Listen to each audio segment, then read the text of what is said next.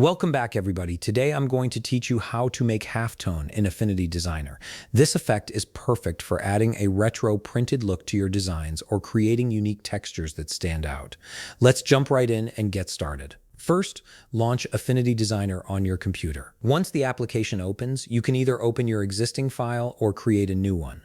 This is where you'll apply the halftone effect to your design. Now look to the bottom right of your screen where you'll find the Filters panel. Click on Filters to open up all the available effects. From the list that appears, select Halftone. This is the key tool we'll be using to transform your image into that distinctive dotted pattern. Next, navigate to the screen option. You'll notice a drop-down menu right beside it. Click on this drop-down and browse through the available options. Feel free to explore different settings here, as each one will give you a different variation of the halftone effect. Take your time to see which one works best for your design. Right beside the screen option, you'll see an option labeled Dot. Click on this and you'll be presented with choices like cosine or round. Select whichever style appeals to you. The round option gives you classic circular dots, while cosine creates a softer, more blended look. Now it's time to fine-tune your halftone effect. Navigate to the cell size option. This controls how large or small your halftone dots appear.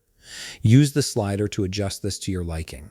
A larger cell size will create bigger, more visible dots, while a smaller size gives you a finer, more subtle pattern. Next, move on to the contrast slider. This adjustment determines how pronounced the difference is between the light and dark areas of your halftone. Slide it left or right until you achieve the look you're going for. Higher contrast will make your dots stand out more dramatically. After that, navigate to Gray Component Replacement. This option affects how gray tones are handled in your halftone pattern. Again, use the slider to adjust this setting. You'll notice how it changes the overall tone and depth of your effect as you move it. Finally, locate the Undercolor Removal option. This setting works together with Gray Component Replacement to manage how colors are distributed in your halftone.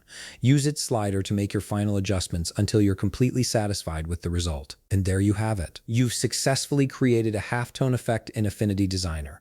If you found this video helpful, please leave a like, subscribe, and see you in the next video.